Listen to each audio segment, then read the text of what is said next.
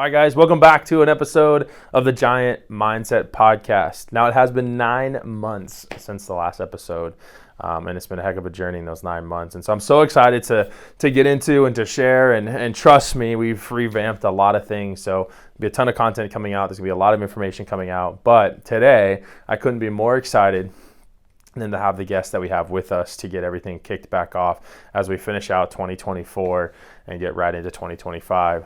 But today we have a guest. Some of you may know him, some of you may not. But not only has he been a father for 3 kids, he's been a husband for over 18 years.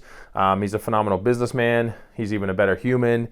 And today we're going to have a really good conversation around business and the fulfillment formula, and really some of the things that have kind of synced in together as his mission and brand continue to move forward with an entire desire just to serve the end consumer of everything that he does. And the consumer could literally be his family, it could be you, or it could be someone that you know, like, and trust. So today, the pleasure of introducing Mr. Eli Hernandez.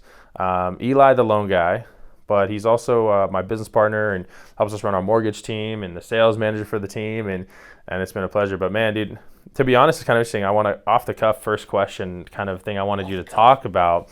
Yeah, because I was thinking about it as I was saying the quick intro. For you, how would you kind of share the story of how we met and how we got into business together? Oh, totally. Yeah. You know, it was a funny time for me before we met, because I just moved on from one mentor and kind of started just a couple months with my next mentor, right, over in Loan Depot. And it was awesome. They're really good guys. They're still in the business today. Been doing it for 15, 20 years, forever. And you always, every time I hear somebody working for 20 years, you feel like they're old hags. But ultimately, it's just been, starting kind of like my own journey. I was really working under somebody and really learning the loan business. And then with my next mentor, it's more of like, let's grow. They wanted to grow me and learn the ops side of the business. So then I had to bring in my own business and be part of different loan officers to assist with different things. And what was cool is, like, just 2-3 months later, my regional's like, hey, we're going to have this guy, Bryce Franson. He's moving from California to Arizona, and definitely want to pair you guys and making sure that he's taken care of. And that was my role. It was making sure loan officers were taken care of when they got onboarded and things like that. But what was cool is, like, I think, like, after just maybe 2 conversations, we're like realizing we're almost the same human in how we attack this business. And simple things as in, what we say to clients, right? When we're about to get an initial conversation and get to know them. It's like we dive in a little bit deeper, ask certain questions, and then the way we explain the process of a loan was very similar. We used the word pillars. That's always been a key word that I always relate back to is pillars. And what the pillars were. I called them the 4 pillars. You had the 3 pillars. I had the 4 pillars because I broke down credit and liabilities, and not to get into big loan mumble jumbo, but basically it was just the pieces of information of what we want to gather to them, making sure we had it from the clients, and then present back what loan options and scenarios they have once we receive that information. So but after having a couple questions, and then of course you coming on board beginning of 2022, is February of 2022, and we were still coming in with a decent amount of volume. Like, people were still buying, or definitely buying homes, and not really a whole bunch of refinances, but definitely a lot of buying of homes at that time. And you already had a few files coming in place, and we just started grinding right away together. And then I think what's cool about you and what you do when you meet somebody immediately is you find such positivity, and so and pour into that and drive that forward, along with just like that trust factor. Like, we're going to give trust. I think that's one big thing about you and I in the last couple of years, 2.5 years, is like almost 3 years now, right? It's the end of 24. Almost 3 years is that we have no problem giving trust to somebody immediately. And I think with how you and I are with that piece, and and there's some pieces of like, Christ follower and religion behind that. And I think you and I just have this big heart and big trust immediately with people because we love people. And it just meshed so quickly. We just meshed so fast. We were able to hit the pavement, start closing loans, start doing things, and we had a process down in no time. I think within the first 3 months, we just kicked butt and we just realized like, this is going to be cool. And so I just, our origin there, I think comes from, and I know we'll unpack a lot of that in this episode, but where we come from, where we are, and then, that's kind of, I think why we just jive so fast, so quickly together immediately, yes. Right in the beginning. And then, what about you? When you're like, when someone's telling you, yeah, you're gonna work with this guy Eli, what? You're like, okay. Yeah, I think it's when you're lined up with somebody, it makes total sense. And I there's like things in there that's like I appreciate the nugget back, but same thing. It's any time that you're gonna meet with somebody or work with somebody or do something with somebody, it's like. I've always said, and they say it in business that you gotta like earn my trust. Yeah. In my opinion, that is only said by someone who's been hurt and isn't willing to go possibly get hurt again. Mm-hmm. Because if I'm like, hey, like full trust, you're a person, you know what you're doing, like let's just run. The only reason you shouldn't trust someone is when they prove that they don't have that trust anymore. Like I don't believe that they should have to earn someone's trust. Trust should be given and taken away if need to, not earned. Yeah. And so I think that was something when I got told, hey, you're gonna connect with this guy Eli, he's gonna help with you. I was like, perfect. I remember I had a conversation with Josh at the time, and then we set up with you, and yeah, same thing. I was like, perfect. I remember getting off the call and telling Lauren, I was like, hey, like, I think this guy gets it. Like we think the same way, have the same process, and what's funny is you were one of those people. As we got into business that, like especially with deal stuff, that kind of taught some of the fulfillment formula, 5F concept that we get into now. I think before there was like an official sort of title to it. Sure. One of those things that stood out to me, you're like, hey, like perfect, right? Like the family component. So if it's faith, family, finance, fitness, and fun, like family was always something that you were made super important, right? I know we'd be work and I'd be like, sometimes I'd be like, dang, like you're super efficient. Right? Like Lauren has this like turbo booster mode she can turn on and she like accomplish tons of things in like the super short span. I think and I was like, do that automatically. Well, and you have the ability to do it too. Yeah. So it was like you turn on these skills, but you always followed the fact like, hey, like, I got to do this X, Y, and Z. Why? Because if I don't work in this period of time, then I'll have to work a different period of time, which means I'm interrupting my family time. Yep. Yeah, that's right. Exactly right. Like ultimately, it's something that we made sure as husband and wife that we had that time. My husband, my wife. Wait, what? I have a husband?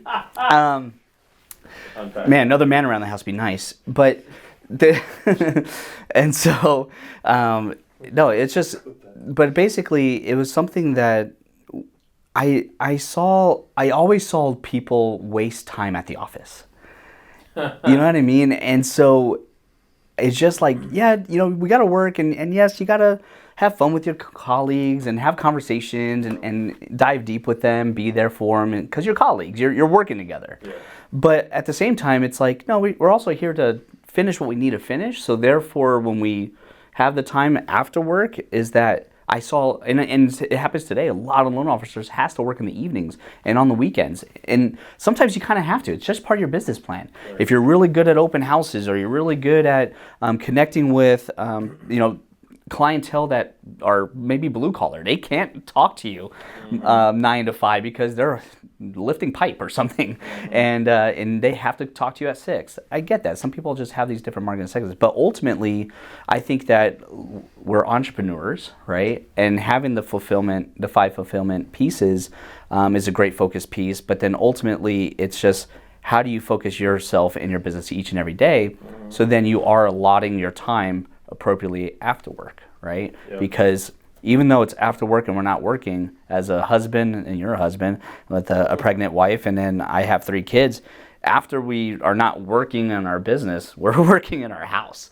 And so someone has to worry about dinner, mostly the wife does, but practices, right, with the kids and those things, and whatever they're involved in with school, whatever they're involved in with sports, whatever outside of you, and making sure I was there for them. And so there's just something that we wanted to make sure we'd focus and be there, because Devin had a dad that was an outstanding businessman and worked really, really hard, did a lot of travel though. So wasn't really home a whole lot later in her years. And then I had a dad that went, I'm on Long Island. He was UPS in the city. And so he had to get out of the house by 6:30 in the morning and didn't get home till 9 o'clock. He had to take that train back and forth to the city. And so it was just like, they were working their asses off, but at the same time is like, you're not home for the kids. And that was something that her and I guess, when we started having kids and certain things in life and milestones in life, we're like, we got to be there for them. So it was just interesting how that, therefore, because it's so valuable and is a mission and a vision for each other, so that when we're home, we're home together. And that don't let work. I mean, sometimes work's going to interrupt. We get it, right? There's going to be, like I said, there's going to be a phone call I have to have with a client, or I'm going to go meet up some realtors here and there, or something like that, or an event, right? Networking event that I always do. So, but it's just tying back to that family piece and the fulfillment for sure. And if you really get into the family side of that fulfillment component, like, how would you say that focus has actually probably helped you in business? Oh yeah. Okay. So ultimately, because I know I only have a lot of time, that sense of urgency like burns inside me. So I'm making sure that the calendar is as best as we can in front of me, that I know how to attack that, and then making sure there's a true process of talking with clients, knowing where they are, and making sure we're meeting them at that moment. And the process is the hardest part for a lot of people. I was actually helping somebody that was doing this business for like 20 years, and they really didn't understand a CRM. It happens a lot out there. A lot of people don't like using the system because it gets a little geeky. You dive in there, but I'm forced because I need to see my family or be part of a soccer practice or soccer games, and driving people here and there, or being with a birthday party and this and that. It's like, we want to make sure we show up. That's my wife and I's first vision as family, that we are showing up. Doesn't matter how busy we are showing up for each other and for our family. And because of that, I have to kind of back it in with the processes I have each and every day. And that's probably why I'm a huge blueprint kind of guy. That process needs to be as perfect as possible, and making sure it's hitting the milestones I need for my clients going forward. It's interesting because I think so many people, what I hear you saying is like a sense of organization and discipline, and I'm learning to not really vibe too hard with the word goals, but more like targets, right? Yeah. Because it's which makes sense, because it's more specificity. I want to do X by X date or X by X time. Like, I would love to accomplish this, like when, but there's that, I don't remember the exact saying or quote, but it says that like, to really truly, people think that being organized or disciplined or having targets is going to restrict their life. But the target, the discipline, and that organization is actually what truly frees your life. Yeah, it's right? A weird concept. And I think you're absolutely right. And you've been sharing some content from, was it Daniel? What's his name? Daniel G. Yeah. And things like he does. And ultimate thing, I think what you've been sharing recently has been about process. It's like, hey, know your process, know your strategy, and dive deep into that versus, the total amount of calls you made that day, or the goal of, like you're saying, the goal of this and that, of like how much money or volume you have made this year or this quarter or this month. If you actually dove deep into your actual process and maximizing that versus, I need to make sure I make $2 million in this month in loans, that's two different things. And if you get one done, then it's not the other. So it's kind of interesting. And it's like working, and if you get into like the goal component, it's like working it backwards. Yeah. Right. So it's like, I mean, and again, you can't always control the outcomes.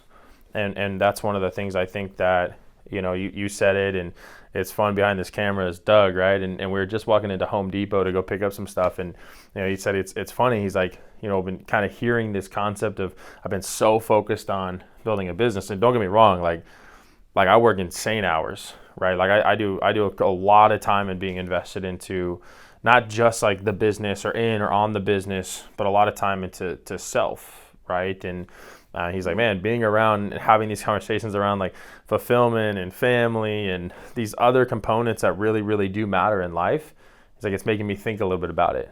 And I was like, at the end of the day, that's all that we can do. That's all we can do is help someone. We can't change someone, but you can take them to a life-changing event. You can't change someone, but you can give them life-changing information. You can't change someone, but you can make sure that they have the resources they need to decide whether or not they want to change their own life. And so I think that's so powerful, right? And that's why I think the ecosystem is so important. And sure, like, go a little bit deeper. And, if we go to the concept you said kind of at the beginning of being a follower of Christ, and look like, that faith is one of the main ones, and it starts with that. My thing is this, is like, yeah, I'm a Christian, that's my faith, but we accept all faiths and concepts. But at the end of the day, I think faith is the opposite of fear, right? And the acronym I really, really like is fear. Fear is just false evidence appearing real, right? So was it 90-something% of all the things we have fear in our brains never actually happened? And it's like, dang, that's crazy to think about. And when you start to have, like, once you've seen these things, you can't unsee it, right? Like, once you understand something, you can't unsee it. So, like, you're someone that's always been so good at taking the action. And I know there's always a little bit of fear. Like, there's never done it. I mean, I remember back in, we're having this conversation beginning of last year, right? Oh, snap. Beginning of 23, like March of 23. I was like, hey, let's open up our own branch. Like, let's go run our own P&L. There'll be full-time commission, like everything, right? And I'd had some comfortability with that because I've been doing it for a long time. But that you hadn't been 100%. You're like 90% commission, but close enough. And so, how do you think kind of having that faith component with you and Devin, how you had the conversations, understanding the leap of faith, like what about that, kind of made you decide to kind of go all in on you? It was I think ultimately it was just trusting. I mean, since our partnership at that moment, at that time, so we started in February of 22, fast forward to 23, we're talking about it, we're dreaming about it, but then May of 23. May 1st. Yeah, May of 23 is when we actually made the jump. So it wasn't too far. It was only a few months in there. Mm-hmm. But it was just the idea that we knew it was a couple things that made me do this, is that I knew that I had people like trusting me and already calling me back. Mm. And I'm like, okay, I'm doing something right here with the business and how I'm treating people, so that they're calling me back and then trusting them and saying, hey, you need to talk to Eli. He knows what he's doing. And I'm like, holy smokes, I've only been in this business for 3 years at this point, not long. And this is working and this is making it happen. And then also with your book of business, I mean, you come with extensive background. So you have a lot of relationships with realtors. You have a lot of relationships with different people, and a book of business, and mining that together and showing that we were able to really turn things around. And I just saw that, okay, if we can increase the comp and the math and the things like that, like we had to sit down, my wife and I sat down and kind of looked, okay, if we hit these numbers, then my income should increase. And it's not outrageous, right? It wasn't outrageous numbers. So that when you put all those things together, that things are moving and turning, and at the same time, comp is getting bigger and able to earn more income, running a business, running the P&L, and running each other's businesses. It was like, whoa, yeah, I can make my income be better. And, patting ourselves on the back, like my income from 22 to 24 has increased each and every year as a loan officer. That's a very large. Most people have gone backwards completely. Mm-hmm. And, you know, you're hearing people, of course, drop out of the industry or get a second job. You see the posts everywhere. You know, I need to find another job with these times that are slow. And it's like, well, luckily for us, I mean, we're blessed that our business was growing and able to grow with other loan officers coming on the team. And so to go back to like faith, it was just, you know, just knowing who you are and what we can be as a, you know, what you can do in the community and bringing that positive. It has always been positive the whole time, right? We're not really negative Nancy's here at all. And so being positive and going back to those roots of not really having fear. It's just more like, you know, how are we attacking our days and what are we attacking each and every day to have our mindset to really grow with people and create either more relationship or just enjoying, you know, what we have in front of us and taking whatever it is in front of us and making it a positive opportunity for any person in the market. Yeah, 100%. You know, it's interesting. Have you ever, in the last 2 years, been in a market like this before on the mortgage side? Oh, no, definitely not. This is new to you, right? These last 2 years? 100%. In what way? Well, I mean, dude, people that went through 2008 say this is different, you know? Which, you know, 2008, I was like graduating high school. I was like, wait a second, man, just middle school? I had No. my second kid in 2008. I think I might have had my first kiss. But in your journey, like this is also new to you. It's been a heck of a journey, man. I think, yeah, if you kind of recap it. So I left the banking side in 2020, like June of 2020, and went into a full commission position. Mortgage. Yeah, full time. And I mean, like I left like a $12,000 a month guaranteed position. Right. To go full time into just commission based because I wanted, and really at the end of the day, it came down to, you know, it's funny actually, it came down to belief in self, like completely, because everyone, like at the time I'd been in the banking space, so I did all these big deals, and I won't get into technicalities because it's boring, but like, yeah, and then they were like, hey, and you know, we can't do any of those products right now because the pandemic had just hit and all these things are changing, and I was like, you know what, I'm just gonna bet on self. And so I remember getting into it and going full in and just kind of understanding it. And it's crazy. Like I think my second best year I've ever had that first year going all in on myself. And then in 20, yeah, like, and even in the second half of the year. And then in 2021, biggest year ever. But I think it was just market obviously came into play. But these last 2 years, it's been a decision, right? You know, it's a decision whether or not you're going to show up for yourself. It's a decision whether or not you're going to show up for your family or your spouse or your business partners or your clients. Like, it's a decision.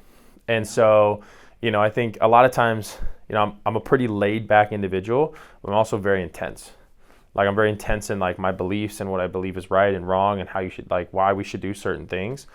And I believe that it's always been, you know, one, great business associations and partners. And honestly, without you, like the last couple of years would not even remotely be the same, right? Like, but it was having that kind of bounce of skills. And I think that's something is most people, you know, solopreneurs or most, if you go loan officers, most LOs want to do it all themselves. I want to make full comp, all stuff. I'm like, full comp on 3 deals is not the same as half comp on 30 deals. Like go, you know, go partner with someone, go be together with somebody. And I think it's kind of that concept of like team, right? Like together, everyone achieves more.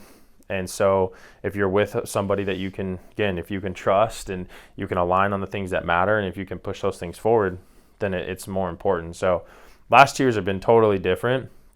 And as we kind of know, like, you know, the fulfillment has been a big piece, but it's also what kind of sparked the more than a mortgage concept. You know, so more than mortgage, that whole thing that we kind of share didn't even exist. It was like an idea in like December of 2022. And I don't know if you remember the day. I mean, I probably, because you were on the back end, but we lost like 7 deals. Yeah. at the beginning of December Well, that day. I did the Excel document to prove it to show me they were. That's Yeah, right. That's right. You showed like, I was hey, like, hey, these are 7 deals, and they were pretty large ones because they're Northern California. 40 grand worth of commission, bro. Yeah, and Like- 40 grand in commission, yeah. And so we sent it off up the chain going, That's listen. right. I remember. I forgot about Yeah, that. yeah. Yeah. So, But so at for that the moment- story, for people that have heard that story, just remember he's the guy that created the Excel spreadsheet that screwed my brain up. But like that was the thing. Proof is in the pudding. And that was literally it was that day. I remember like, you had left at the office like 2 or 3 that day or something, and I was there till like 6, trying to like make calls or salvage whatever it was. And I remember leaving that office, and that's when I called Florio and was just like, bleh, like just word vomited all over him. And he's like, well, I understand what the heck we do, and maybe there's some value at it. And I was like, all right, because in my mind that day I was like, I can't do that like this. I can't do this for 25 years. I was like that just sound like. To me, and the reason I felt that way wasn't because of me. It's because I can't do that to Lauren. I can't do that to my eventual kids. Like, that was more my thought. Like, I might not have said it to myself in the moment, but when I look back, it's not that I can't deal with the ups and downs or I can't deal with the roller coaster. Yeah, it's that I don't want to provide that to someone else that's in my life, right? So, but that's where More Than Mortgage kind of tipped off the scale, has started to plant some seeds in the brain.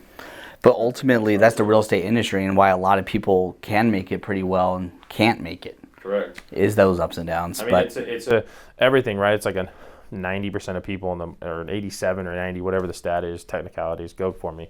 But like, that's the thing is that like 90% of people don't make it past like 2 or 3 years, right? And I think that's the thing. And I see so many different ways. There's 3 ways to really do any of these businesses that we do. One is straight up door knocking. You're going to go knock on someone's door. You're going to hope they open it. You're going to hope they'll talk to you. And then you're going to hope that you and your skills and your charisma have the ability to create a relationship very, very, very quickly. Yeah. All right, whether it's real estate sales, door knocking, but if you could create something else, the other side is lead generation, right? And leads could be, you could buy leads, and on the financial and insurance side, that's a very different game than on the real estate side. But you could buy leads, and you see this on the realtor side 100 times more than mortgages, right? They're always buying leads, always trying to do this stuff. They're always trying to create some intake form and that. And so that's one way, pay for it. The other way in the lead sector is literally create a brand that attracts leads, right? And so you can create something through that matter. And we know plenty of people that have phenomenal brands, right? There's actually a loan officer out in, she's going to kill me if I remember, New Jersey, right? I'm totally blanking, Delaware. And she gets like a couple hundred leads a month from her social, from her content, from her branding. Doesn't hurt that her husband's in content creation, but in marketing, but she's created something that does that, right? So she doesn't pay for leads directly, but she pays for content creation, brand strategy, and all that type of stuff to then bring it in. And then the third way, which is one of my favorites, I think combining this with the lead and social branding is important, is like warm market, right? And like really truly working with warm market, which is working with people that know, like, and trust you, or going out and creating relationships with people that know, like, and trust you.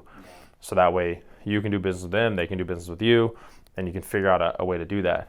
The thing that's always been interesting on warm market, though, is that I've learned this now over the last like year, is that on the real estate side, most people in real estate don't know what it means to be in partnership. Yeah. Straight up. Like, most people on the realtor side think of lenders as vendors, right? Most lenders think they need to go get 2,000 real estate agents to coffee. Yep. Stop it. To then go get deals. But it comes back to what it came back to what you're saying. Like, we all want to do on our own. Mm-hmm.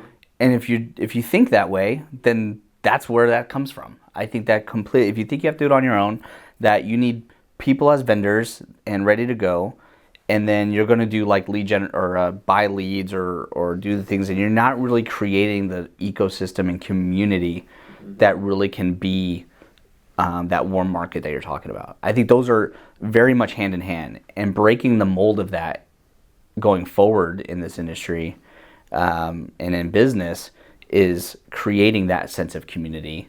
Yeah. And I say sense because you could do it through social, but you could do it through in social media content, but you also have to do it and you're like out and about and and have that aura, you know, I'm going to bring out my teenager terms here, that aura to like really go after that you are with what you're putting out there, and with that brand is also who you are authentically as really yourself.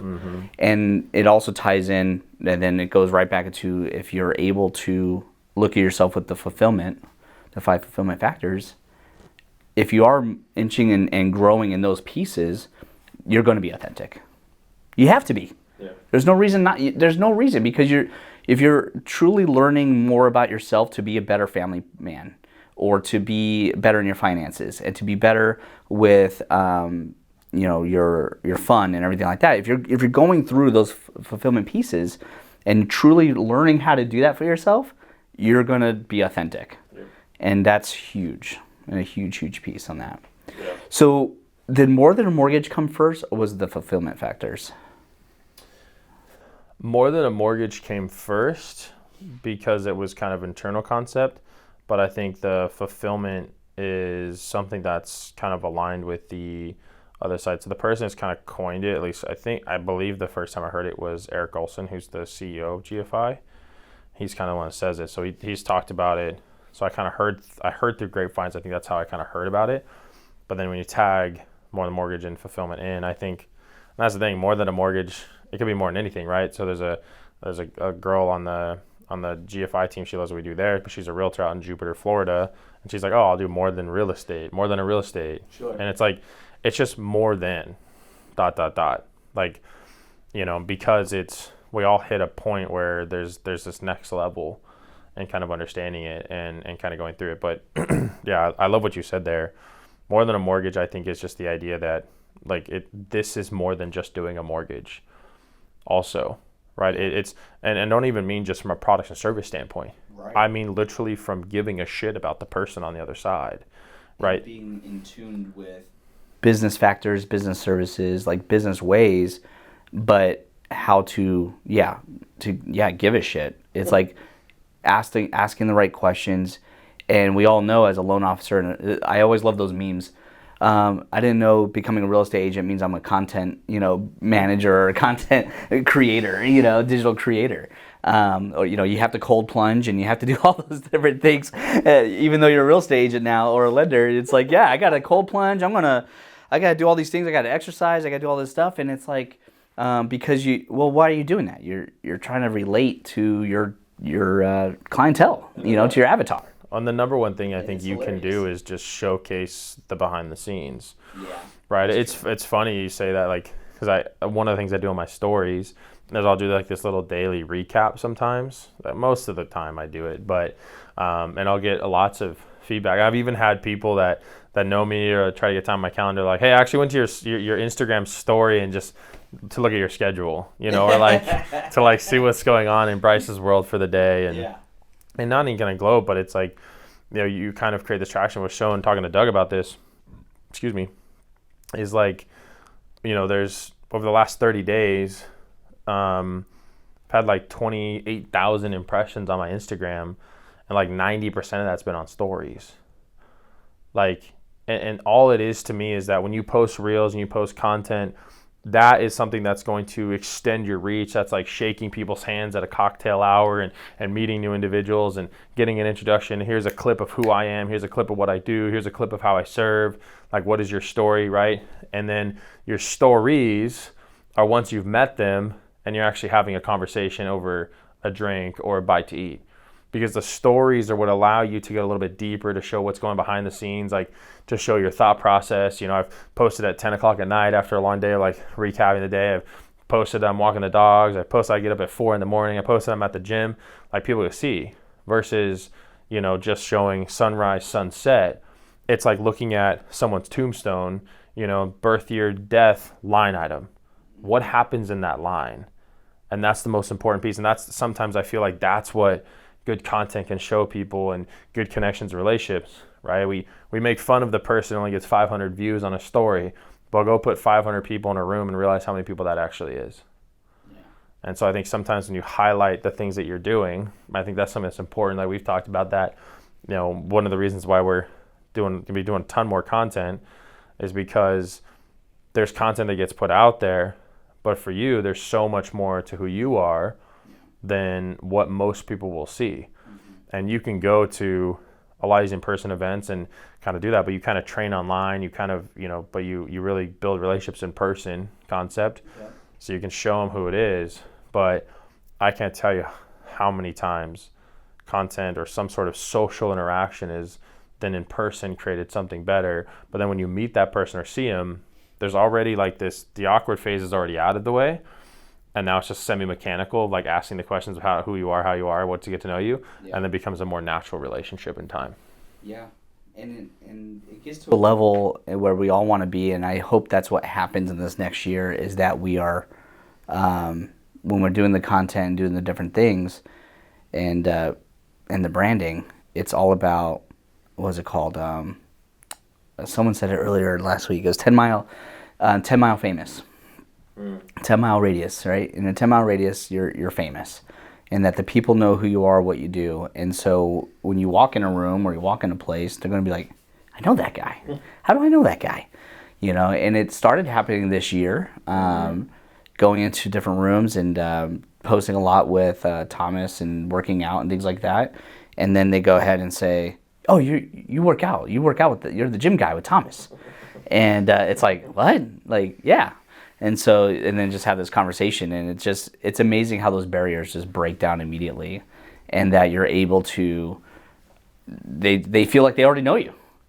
It's amazing feeling, and I want to duplicate that. Yeah. And I think ultimately what I see going forward is, if you're able to do this right and do this well, then when people you're talking with and those that know who you are, what you do, then they could go ahead and say, hey, you got to check out this Eli guy or Bryce and see what they're talking about. And it's easy to share.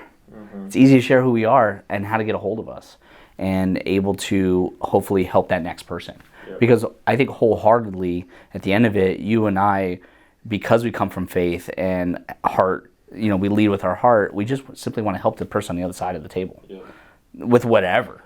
It doesn't have to be with mortgage or financial services. Mm-hmm. It's about business. It's about relationships. It's about being a father, being a husband, mm-hmm. Being just authentically a human being, yeah. Right? And so, and how to show up properly each and every day. And that's, I think, to the core is how we come to, how we do each and every day. It's just that simple. That's a great clip right there, guy. Like, it's. I gotta say, I gotta say one thing on that. When you say, like, we talk about this, hey, like, you started to get to be known by somebody else.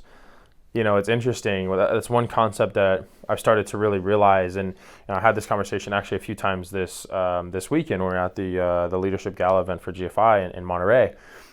People actually had some people ask me, like, hey, like, what about this, or questions about the system, or how we do this, or how do we have this conversation, or how have we done so well, or how's our new agent doing this, or Brian being literally number 2 non-broker in the entire company, 13,500 licensed agents, which is nuts.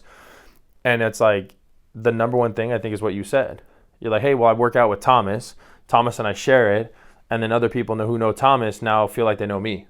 Mm-hmm. And the most important thing I believe that people miss when it comes to that business exchange component is called borrowing the relationship.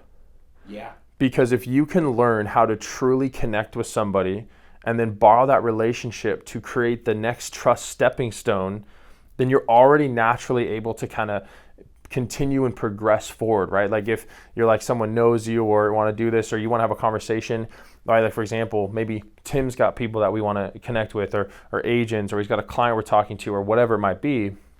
We have to create the introduction. And this is why, for real estate agents, loan officers, anyone out there that actually sends referrals to other people in business, you have to, 100% of the time, have to make the warm introduction via text message or email. Together in a group. Because the second you say, here's Jeff, call Jeff, relationship over. Because you no longer have a borrowing factor. I can't say, hey, I know Doug and he wanted me to call you. That's not the same as a text message from Doug that introduced Bryce and Jeff into a text that says, hey, you know, like, and makes that the triangle of trust, right? So you have the professional, you have the other professional, and you have the client. And so instantaneously, you create this triangle of trust, but a single line doesn't have the same strength, right? And so I think that's something important. So borrowing relationship is so important, because it's got to be a matter of the fact that if you spent 5 years meeting somebody and you want me to talk to them, well, I don't have 5 years to get to the level of relationship you have. Yeah. But if you make the introduction, I now have the 5 years of trust. Yep, that's exactly instantly. Instantly, yeah. So I think that's so powerful. So we talk about faith, we talk about family, and I think finances. We talked about you gotten better and kind of all this stuff. And I think it's not even just how much money you make, but a lot of time it's the relationship that we have with it, right? I'm vulnerable on this, but like I remember one of my best years, right, in like 2019, right? I'd gotten divorced at the beginning of 2018, and so it's kind of dealt with that through the year. And then at the end of 2018, I went back to work like full time, and I went back to the mortgage industry. In my first year, I made like just shy of $200,000. And I'm single. Well, I was dating Lauren, so I wasn't technically single, but love you, babe. But it was just me, right? And I think it's interesting to think back on there. I remember, I bought my truck. Like we just lived. You kind of live to it, and I've learned that, like, especially, you know, really the thing that clicked for me the most was losing my mom in February, right? Which was honestly the last episode that I recorded anything on in this podcast, was the recap of me going through my mom's loss and explaining that. And it shined for me like things don't really matter anymore. If the thing creates a memory, if the thing, you know, allows more in-depth development of the relationship, then yeah. But like we just did our backyard. For me, it's not like, oh my gosh, I got a new backyard. Yeah, no, it's the fact that like I get to go out there and we'll get to have our baby shower there. My wife and I will hang out there. Our little boy will run around there. Like the memories that will now happen are so much more important than the fact that there's turf and nice pavers now, right? Instead of freaking little M80 grass bombs from Niner digging everywhere. So if we finish off on the last couple, and I think this is something that you crushed it this year. I've had my ebbs and flows, but investing a lot of time and like a knowledge around it is fitness and fun. I mean, fun, bro. Let's talk about Disney dad over here, but like this guy knows how to have fun. Yeah. But fitness and again, physical, mental, spiritual, like all those things, right? Yeah. What would you say 2024 taught you about kind of that overarching component of the physical, the fitness F for you? Yeah, it was, the first time in my life that I had Thomas as an accountability partner and able to truly work out 5 days a week for since I think end of April. Yeah. So it's December, so it's been 8 months. And so it's just been, that's the longest I've ever done anything consecutively like that was probably since I was in high school. I'm over 40 now. I'm 42 now. And so it's just able to do that for myself and get up and do that. It was, yes, for me physically, I feel stronger, totally, right? I'm like, oh, look at me holding this 40 case of water here. Before it felt like, oh, this is really heavy. Now it's like, oh, I could stack 2 of these now. This is awesome. And so you automatically like see it for yourself and you feel it, which is cool. But what I didn't realize, and my wife made some, like, she sees me being committed that way. And so that shows more on a higher level that she's proud of, right? That my husband is committed and that he is doing this each and every day for himself and doing it, right? We all like to say what we want to do, but when you're doing what you're saying you're doing, that is ultimate. The ultimate place that you can be for the people around you. And so that is like, all right, cool. And so when you are committed and you're doing those things, it's pretty amazing. And when you're doing what you say, I'm realizing more and more each and every day, even right now, today, that if you're doing what you say and making it happen, it's an amazing little fundamental that your relationship with your wife, your relationship with your kids are just on another effing level. Yeah, I love that. I think. But that's like, It's weird how by doing that, that's the intangible things. Exactly, it's the intangible things, and it's funny. I've been on both sides. Like it's been like me and Lauren were right like before the wedding. It was crazy. We were like before we moved out to Arizona, we were like a year and a half in on with a personal trainer, and so weight was dialed and physique was dialed, and it felt so much better. And then kind of like after the wedding is this roller coaster, and I feel that and so I realized that committing, having that accountability is so important. And I don't have someone who lives out in, apparently where Tim would say, I'm in South Africa. I'm in South Goodyear. But, it's funny because, I just, right before we left for this trip here, I decided, I was like, I'm going to go join F45. Yeah. Right? And so, dude, I worked out a couple times or won a class there. And it just felt good. And there was people there and there's people pushing you. And what I realized, and you said this, is it's community, but it's community of like-minded individuals, right? And it's getting that 1% better every single day. Yeah. Like if you look at those 5F and it's like a 5-star pronged star, like, and you're trying to get better. And so you're trying to grow those star tips out a little bit every single day, right? Like they can't all grow at the same time. Yeah. Like it's so much tension that'll be impossible. So you're always growing one a little bit more than the other, it feels like. But it's the idea of this, not even balance, but like this real good integration. Like how do you get good at that, right? And so it's like figuring out the routine that helps you get better with your faith and then helps you get better with your family and your finances. And so it's kind of this whole component that eventually this wheel's just churning. And I love that you say that it's just been this buildup of the fact that I've gotten better and I committed to myself. And my number one affirmation in 2024, I don't actually know if I've said this publicly, my number one affirmation in 2024 is I'm a man of my word. And so I've been saying that all year, just trying to get better at that. And it's not because I lie, it's not because I cheat, nothing negative. Yeah. It's God has so many things on my heart and such an impact that wants to be made that there's times where it's like I say these things, but the part is that you don't cheat anyone out but yourself and your spouse. Yeah. Like literally no one else loses when you're not a man of like who you're supposed to be. And I think that that's so important. And being a better father and being a better husband and being all these things, like what does that look like? Well, you got to have a conversation with your spouse and the people around you. So kind of that piece. I love the fact that commitment has helped to be better in all those areas. Yeah. And then allowing to be around a community that, there is a lot of people, you said, that go and, complain and want to do all this. But at the end of the day, we'll finish out with the last one here as we wrap up. But you said 1%. F45 gave this extra 1% in your fitness. Yeah. No, I remember you calling me the next day, and you're it was like, the same morning. Oh yeah, it was the same morning. I and you're literally like, just my left. legs are dead, and your legs, you're like, I don't think my leg muscles knew there was additional leg muscles and tendons in there. You were like, you couldn't walk. Yeah. You were so much in pain. But like in a good way, right? Like again, pain is just like fear leaving the body. And pain is just growth. Like that's all pain in anything. Think about it. Like, and this is an interesting thing. Like some of you catch this, some of you won't, and this will be a little bit deeper. But I had one of my pastors said this comment. I heard him. He said, "How you handle death is how you handle life."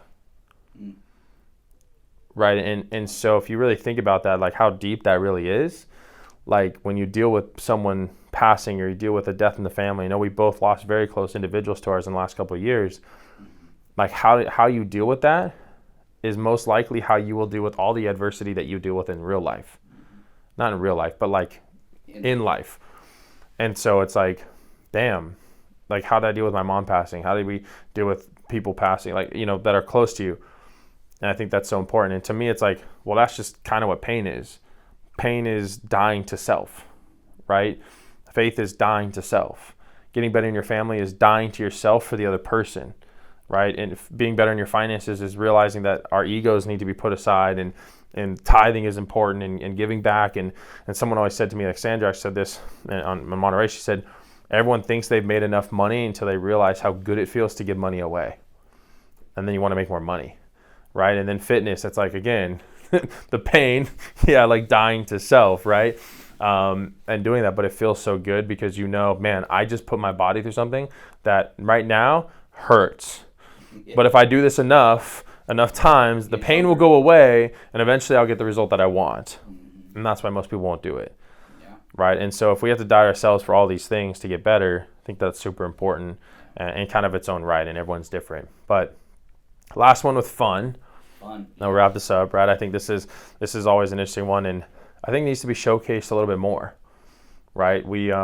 I'll use this story and then I'll have you kind of close it out. But we just had this. There's a guy that's a speaker, and he's at this event, and he talked about how he's been this coach and he's helped sales teams and all this development and all these things going on. And he had this conversation with a guy that he knows that owns a advising company. Right, so let's just say a Wolf of Wall Street type office type thing, legal and correct, right? But and so a couple of years ago, he coached this guy and trained him and got him excited, and they just all of a sudden started popping off. I gave him all these tips, and then a couple of years go by, he hasn't talked to the guy, and one day the guy calls him and says, "Dave, we have a problem." He's like, "I need your help. I need you to come in to the office." And he's like, "I haven't talked to you in 2 years. Good to see you too." Yeah. And he comes in. And, the guy's like, "Oh, all right, guys, listen to whatever Dave says, you do this, you're going to do it." He's all fired up and hype and all stuff. And there's a couple hundred, young mid-20-year-olds. They're all making $1 million a year, selling financial services products, whatever they were doing. It's just crazy, it's like a Wolf of Wall Street office. And he said, you don't know what's going on. He's like, I've had actually, the reason he called him is he's had 2 or 3 guys have heart attacks, in their mid-20s. In his office, and he's like, "I need you to help me." It's like, "Okay, I don't know how I'm supposed to help you with that, but I'll come in." And it's funny, he's up there talking to him, and this is all he did. He said, "All right, that's what you're gonna do. Look in your desk and pull this out." And guess what? He pulls out a moose hat, and it's a hat with literally 2 giant moose antlers that are flopping around. Right? Imagine that. And he's like, "I reach back," and it's all there's 150, 220-year-olds pull out this hat, and then he pulls out. All right, there's something else in there. Pulls out a clown nose, puts it on. And he's everyone's confused. People are like, "What the WTF? What's going on?" He said, "Awesome. Today, do exactly what you would normally do today." And he said all it did is now all these 200 guys that are up and down out of their desks, that are kind of pacing, having these phone calls, all of a sudden, he's like, "Bro, if you actually," you stand at the cash, he's like, "Oh, you see 200 guys, with these moose antlers bouncing around all the office, and little red noses, and so they wrap up the day, and he comes back at the front of the office, and he's like, "All right, how was today?" And one of the younger guys says, I get it. What do you get, son?" He's like, "We just need to lighten up and have a little more fun." And he said, "All right. That's all you need to know." And he left. And it was the realization that, when you think of that story, I'm like, dang, you can go hard, you can do all these things, you can go get better, you can do all stuff, but if you don't have a little fun, what's the point? Yeah. So for you, as someone that loves Disneyland, that loves all these things, right, loves to have a good time, how does fun kind of incorporate for you, not only just in life and in business, and then we'll finish up here. Fun, my goodness. We're always. I think fun for us is interesting. It's almost the same as work and at the house. We get to banter with each other all the time, talk stuff, and share things and do things, laughing. And there are times where Devin and I are just straight laughing, and we're just you're having fun and sharing different things and sharing different moments and having fun. Yeah, you're right. You gotta enjoy life, and it's very easy. You could get in a trap as a loan officer or real estate agent or financial services that everyone you're talking with or everyone you meet, you're trying to see if you can help them, and it's well, put that down a little bit and just get to know the person, and then hear about different stories and just share fun stories about your life, what you're doing, or how whatever it is. A lot of that, I think, also comes we're in the soccer fields all the time, and the parents and all the dads, all the moms, everything. We're all competitive because it's a very competitive team we're on. Club soccer is no joke, right? And around the country. But we're able to, like, everyone is, as the season goes on, it's just able to, like, start having maybe some inside jokes and enjoying different things. And what's fun is that I'm able to create that all the time around with different people all the time. And so I'm walking around, or I can, meet somebody after a couple months not talking with them, and I could bring something out of our conversations previously and have fun with them with it, and push the envelope a little bit, lighten up the conversation, that it's not just all business or seriousness or things like that. There are definitely times and places for that, but ultimately it's just enjoying the moment, and that really focus you, like, what's happening at that moment, at that time, and realizing, like, it's okay. You're just, like, you just enjoy the moment. It's okay. We're all watching Christmas Vacation last night, and before the part even exists, we all go, like, we're all laughing before we even, like, we know what's going to happen, and it's just funny that we all, like, kind of give each other eyes in the room, and it's just hilarious that you create, like, I don't know, just this environment, this openness, and being comfortable enough that my kids, my wife, or then at work, that our loan officers, like, we could look at each other a certain way and say something and just have a good time with each other. And I enjoy that immensely. But yeah, Disneyland is definitely one of my favorite places. We're going in a few days. We are just, it's a way for us to, well, believe it or not, for us, it's to relax. People are like, no, Disneyland's hectic. It's crazy. I don't know what you're talking about, especially during the holidays. Why would you ever do that? But for us, it's a place that we've done it often. Yeah. We're very blessed and done it often, and focus on there, but able to just enjoy our time and be kids. Just be kids and have a good time with each other, and have that moment and have those little moments throughout that time together. It's just what it's about. It's powerful, man. I mean, yeah, it's powerful. I think if you have fun, right, by having fun, you're having a good time, you're laughing, but what came to mind was, the last thing is fun, and like that topic. If you're really having fun, you're allowing yourself to be authentic. Yeah. Right, and they've done the studies, and literally the most powerful, like, wavelength that we have as humans between each other isn't even love, it's authenticity. Oh, interesting. So if you're being authentically you, it's more powerful to the person on the other side than the vibration of love. Yeah. So, you're making that impression. You're talking about an impression on them. Well, I don't mean sexual love, but yes, yeah, like, you're authentically you. So if you're like I can love somebody, or I can love that person, but if you just love them and you're kind of like not you, everyone's got that asshole grandfather. They heard the story, right? Like, they love me, but they're never themselves, so I never get to know them. Or So if you're authentically you can't.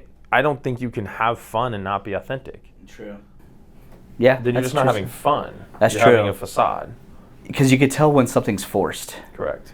Yeah. And most people you can always feel that. You're like, piece. that's not you. Like, what are you talking about?